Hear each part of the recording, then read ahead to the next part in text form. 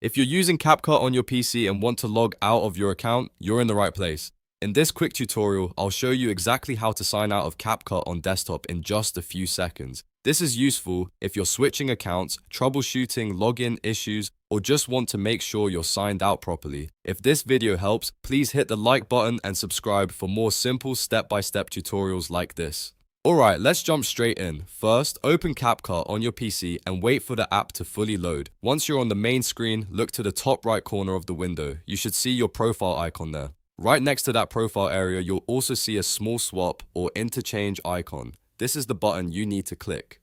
Go ahead and click that swap icon next to your profile picture. After you click it, a menu or account panel will appear.